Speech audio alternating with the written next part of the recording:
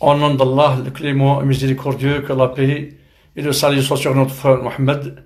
Vous êtes la bienvenue dans le programme de l'Organisation européenne des centres islamiques. Aujourd'hui, nous avons Cheikh Mansour Salami, qui soit la bienvenue parmi nous. Au nom d'Allah, le clément miséricordieux, sur le prophète Mohammed, sur sa famille, sur ses compagnons, jusqu'au jour du jugement. Chers frères et sœurs, je prie Allah, comme il nous a regroupés dans cette diffusion directe, qu'il nous regroupe au paradis comme des frères et sœurs. Allah dit, et ils viennent le jour du jugement, ils se demandent, c'est qui? C'est les gens du paradis, oui, entre eux, ils disent, nous étions auparavant dans notre famille plus doux. Allah nous a honorés et nous a préservés du châtiment de l'enfer.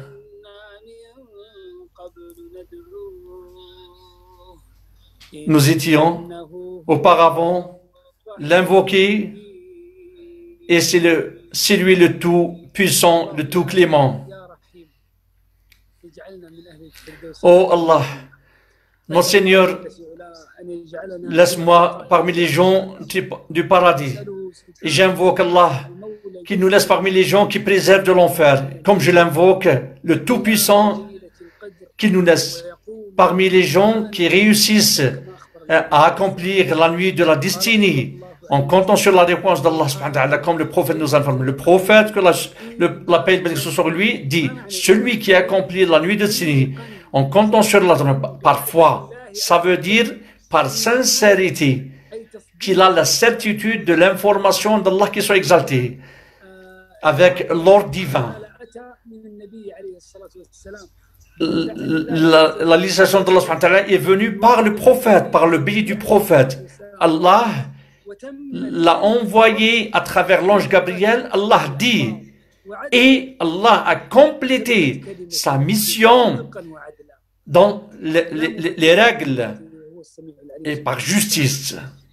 Donc il n'y a personne qui peut changer, il n'y a personne qui peut falsifier les paroles divines. C'est pour ça on trouve celui qui accomplit la nuit de la destinée par sincérité et en croyant ce que le prophète a dit, nous a informé. Qu'est-ce que ça veut dire en comptant sur la récompense d'Allah? C'est d'espérer le pardon d'Allah et la rétribution. Il n'y a pas d'arrogance, il n'y a pas, tu veux pas un exposé dans cette vie basse. Par contre, tu as fait cette nuit en comptant sur ce que Allah a. Celui qui a accompli la nuit de la destinée en comptant sur la récompense d'Allah, il lui a été pardonné. C'est la récompense énorme, démesurée. Chers frères et sœurs, Allah nous a favorisés dans cette nation, c'est d'accomplir. C'est une nuit qui vaut plus de 83 ans. Regardez ce bienfait d'Allah par Allah qui soit exalté à cette nation, à la nation de notre prophète Mohammed. Donc, montrez ce que Allah aime. Montrez de vous. Préparez-vous dans vos foyers. Qu'elles soient remplies par le livre d'Allah, cette famille est toute proche d'Allah.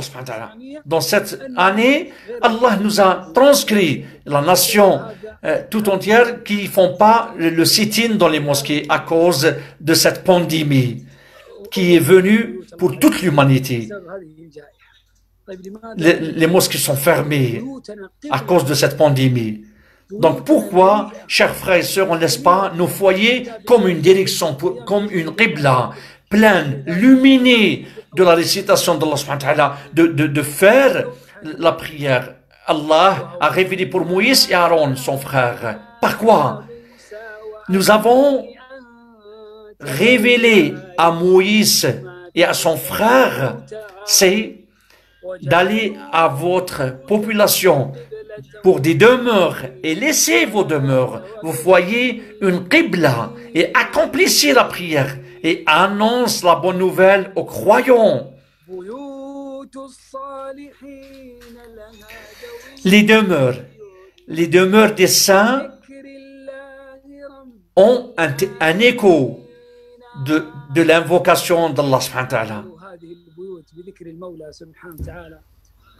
Remplissez ces foyers par l'invocation d'Allah, qu'il soit exalté, par la récitation du Coran. Chers frères et sœurs, le sujet d'aujourd'hui,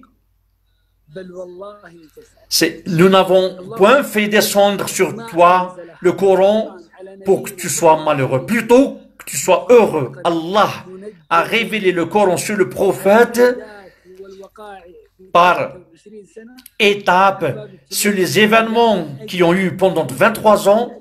Chers frères et sœurs, rien que pour rendre le prophète et ses fidèles soient heureux, afin d'apaiser le cœur du prophète, rien que pour débloquer la situation pour le prophète et sa nation, afin de propager la religion d'Allah subhanahu wa ta'ala à travers le Coran, comme Allah.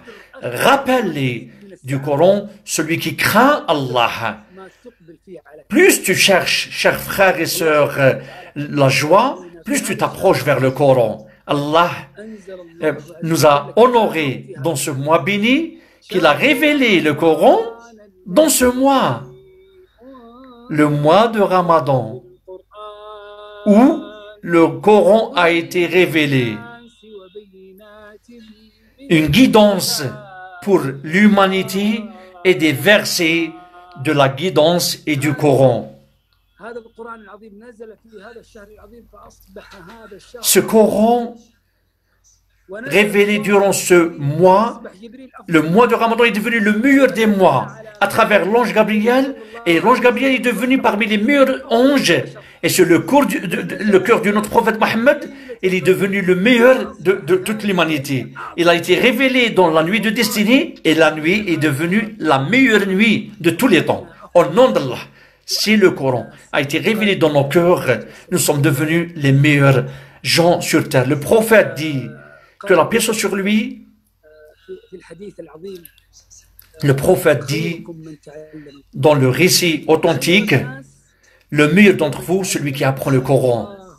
Le meilleur des gens, celui qui apprend le livre et fait apprendre à autrui. Oh Allah, laisse-nous parmi les gens qui rentrent dans ce bienfait. Ce que je vous dis, plus tu cherches le bonheur et la joie, plus tu t'approches vers le Coran. Tu auras la joie dans ton cœur.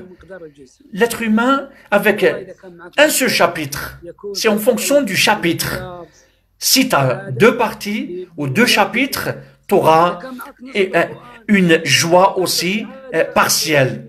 Si tu as la moitié du Coran, tu auras la joie autant que telle. Et si tu as le Coran tout entier, eh bien, annonce-toi la bonne nouvelle que tu as toute la joie dans la vie basse et dans la vie céleste. Allah dit, ce Coran guide vers le droit chemin, le plus authentique. L'imam Sa'di dit, le Coran guide à cette guidance, il guide vers la bonne croyance, le meilleur culte. Il te guide vers les meilleures mœurs.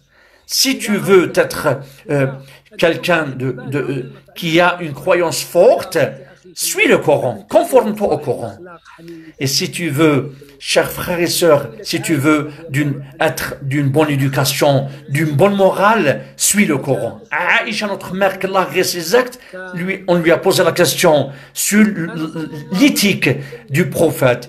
Elle disait que son éthique, c'était le Coran. C'était le Coran qui marchait sur terre, qui traduisait et se conformait aux règles divines. Et il récitait le Coran, il vivait le Coran, il concrétisait le Coran entre les mains d'Allah. Chers frères et sœurs, Ibn Mas'ud, qu'Allah dit, celui qui prie Allah, Allah te parle. Et celui qui lit le Coran, il est en train de parler à Allah. Ibn Mas'ud dit, celui qui vient vers Allah, il fait la prière, il est en train de parler à Allah. C'est un dialogue. Et celui qui fait la prière, et celui qui récite le Coran, Allah te parle. Ça, c'est des messages divins pour toi. Donc, ne laisse pas ces messages comme tu lis un journal ou un magazine ou un livre ordinaire. Non, non, c'est la parole divine. C'est la parole d'Allah qui soit exaltée. Si le Coran a été révélé sur des montagnes, elle serait dissoute par la crainte d'Allah. Et ça, c'est des exemples pour les gens. Donc, pour tes réflexions, si, chers frères et sœurs, tu veux t'approcher vers Allah subhanahu wa ta'ala pour voir la grandeur d'Allah subhanahu wa ta'ala, il n'y a personne qui te guide sauf le Coran. Celui qui a donné la valeur à Allah subhanahu wa ta'ala, c'est le Coran. Ils n'ont pas espéré, ils n'ont pas donné la valeur à Allah, alors que la terre tout entière est entre ses mains, sa main droite et les cieux, et sont pliés avec sa droite. Louange à Allah, le Très-Haut, de ce qu'il donne associé. Allah qui soit exalté, quand a révélé sa révélation et a parlé à Moïse, que la paix soit sur lui, auprès de la montagne Tour, dans le cœur de Moussa a été révélée la connaissance d'Allah. Allah, quand il a dit à Moïse, « Ô Moïse, je suis Allah, il n'y a pas de divinité, sauf moi, adore-moi, et accomplis la prière pour mon invocation. Et le jour du jugement va venir, afin que chaque âme soit rétribuée de ce qu'elle a obtenu. » Quand il y a eu cette connaissance d'Allah dans son cœur, dans le cœur de Moussa, la grandeur d'Allah, il s'est apaisé. Il a été au tyran, le meilleur tyran sur terre. Le tyran, celui qui a dit, je suis votre Seigneur, le Très-Haut. Moïse est venu. Pharaon, il dit, c'est qui votre Seigneur, Moïse? Il dit, je suis votre Seigneur. Moïse, si je ne suis pas ton Seigneur, c'est qui ton Seigneur, ô Moïse? Moïse, qui a rempli son cœur par la grandeur d'Allah, il dit, notre Seigneur, c'est celui qui a donné toutes choses, sa création. Après, il a guidé. Il dit, mais qu'est-ce qu'on dit des nations précédentes? Il dit, son savoir est chez Allah. Dans un livre, Allah n'égare jamais, il n'oublie point. Dans un livre, Allah n'égare jamais et n'oublie jamais. Celui qui vous a fait cette terre, et il a fait descendre de l'eau du ciel, et il a fait planter. C'est pour cela, celui qui veut la grandeur d'Allah, celui qui veut adorer Allah, Allah a multiplié de sa grandeur dans le livre sacré. Allah dit à Moïse, quand il y a eu l'affrontement entre Moïse et Pharaon, avec la langue, avec la preuve, Pharaon a été défait. Il a su qu'il ne peut pas affronter Moïse avec la preuve tangible. Il est venu avec la force. Et il a pris l'aide de 25 000 magiciens, sorciers. Ils sont venus. Chaque rang est composé de 1000 sorciers. Ici, Moussa a eu peur dans son cœur. Allah dit à Moïse, nous t'avons dit, il ne faut pas avoir peur. Tu es le haut et jette ton bateau de ski de la droite et tu vas défaire ce qu'ils ont fait. Ce qu'ils ont fait, c'est la magie. Et le magicien ne réussit jamais. Allah dit, ô Moïse, je suis Allah, le Tout-Puissant, le Tout-Sage. Moïse, avec toi, Allah, ton Seigneur, le plus grand. Pourquoi t'as peur, Moïse? Allah dit, il ne faut pas avoir peur, Moïse. Il n'y a personne qui a peur auprès de moi. Et les messagers, les prophètes. Celui qui a la parole divine, il ne faut pas qu'il ait peur. Celui qui a avec lui Allah, il ne faut pas avoir peur. C'est pour ça, Allah dit, ô Moïse, il ne faut pas avoir peur. Chez moi, les messagers n'ont jamais peur. Allah dit dans le récit Al-Qasas, ô Moïse, viens, ne recule pas, et tu es parmi les gens sécurisés. Si tu veux la sécurité, il faut travailler avec le Coran. Tu veux la sécurité? Pratique le Coran. Oh, laisse-nous parmi les gens du Coran. En fonction de ce que tu fais. Chers frères et sœurs, plus tu veux la lumière dans ton cœur, la lumière dans ta tombe, la lumière au jour du jugement. Oh Allah, illumine-nous le chemin, tu es capable de tout. En fonction de ce que tu veux, dans ton cœur, dans ta vie, dans ton chemin, dans ta tombe, le jour du jugement, il faut s'approcher de la lumière. Allah a appelé son livre une lumière. Oh, vous les gens, il vous a été venu une preuve de votre Seigneur. Et nous avons fait descendre à vous une lumière. Une lumière clairvoyante. Tu veux avoir la lumière dans ton cœur? Sois parmi les gens qui s'attachent à cette lumière. Allah dit, on vous a fait descendre la lumière. Ceux qui ont cru en Allah et se sont attachés dans son sentier, il va les faire rentrer dans sa miséricorde. Et c'est bien fait. Et les guide vers lui, un droit chemin, la droiture. Oui. Chers frères et sœurs, il y a une règle dans l'interprétation. C'est une règle spectaculaire, étonnante. Elle te laisse parmi les gens qui portent réflexion dans le Coran, dans le Saint-Coran. Allah, s'il rajoute dans la parole divine, il y a une signification. Il y a une règle dans l'interprétation du Coran. Plus il y a un rajout dans la signification, plus il y a une signification dans le sens. Ceux qui s'attachent, Allah dit qu'il laisse un accent afin qu'on s'y attache. Ça veut dire un rajout dans la signification, c'est une signification dans le sens. Allah n'a pas dit que ceux qui s'attachent, ceux qui s'y attachent avec un accent auprès du Coran et ils accomplissent la prière. On ne va jamais perdre la récompense des réformateurs, des saints. On ne perd jamais la récompense des gens réformateurs, des gens saints. Pour cela, chers frères et sœurs, tout le monde souhaite qu'il soit sur le droit chemin. Plus tu prends du livre d'Allah, plus tu seras en force sur le chemin d'Allah.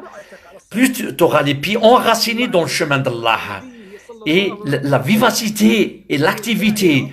Allah dit à son prophète, c'est le grand prêcheur, le grand prédicateur. S'il est défait, c'est la nation qui est défaite. Allah dit, attache à ce qui lui t'a été révélé. On revient à la règle, plus de signification, plus de sens. Allah dit, attache. Il n'a pas dit, prends. Non, il dit, attache-toi. Attache-toi à ce qui t'a été révélé à toi.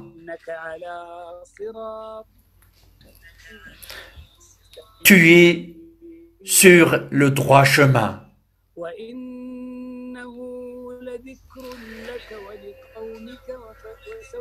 C'est un rappel pour toi et pour ta population et vous aurez des comptes à rendre. C'est un rappel, c'est un honneur pour toi et pour ta population. Le meilleur honneur. Allah t'a honoré, tu fasses partie des gens du Coran. Donc lisez le Coran, réciter le Coran, c'est une Là-bas, vous allez le réciter par honneur, ici par obligation. Si on rentre au paradis, qu'Allah nous laisse parmi les gens du paradis, et ici, dans cette vie terrestre, on fait partie des gens du Coran, et on rappelle les gens, une fois qu'on rentre au paradis, ô toi, celui qui faisait partie des gens du Coran, lis le Coran, soulève-toi, récite le Coran, comme tu le faisais dans la vie terrestre. Ton statut, là où tu vas arrêter dans le dernier verset. Tu vas lire le Coran devant qui? Devant le Tout-Puissant, devant le Créateur. Tu lisais le Coran, tu rappelais les gens dans la vie basse. Tu lis le Coran entre toi et ton Seigneur. Dans l'accomplissement de la prière de la nuit, tu révisais la parole d'Allah afin qu'il soit dans ta poitrine. Et celui qui récite le Coran, c'est avec les anges. Celui qui récite le Coran, et même s'il a des difficultés à prononcer ou à réciter, il aura 2 récompenses d'Allah, ou comme le prophète nous a informé. Donc, approchez-vous du Coran, attachez-vous au Coran, soyez parmi les gens du Coran. J'invoque Allah, qu'il vous soulève, il vous laisse parmi les gens du Coran. Le Coran, c'est la corde qui nous relie à Allah. Chers frères et sœurs, si on ne s'y attache pas, on est tombé. C'est la chute automatiquement. C'est la chute d'office. Chers frères et sœurs, on va vers les caprices, les tentations, l'envie. C'est ce qui nous préserve de ces tentations, de cette débauche, c'est le Coran. Allah dit, attachez-vous à la corde d'Allah. Et la corde d'Allah, c'est le Coran. Attachez-vous à la corde d'Allah. Tous. Et il ne faut pas se disperser. Et invoquer les bienfaits d'Allah sur vous. Vous étiez comme des ennemis. Il a apaisé entre vos cœurs. Il a réconcilié vos cœurs. Et vous êtes devenus, à travers ces bienfaits, des frères.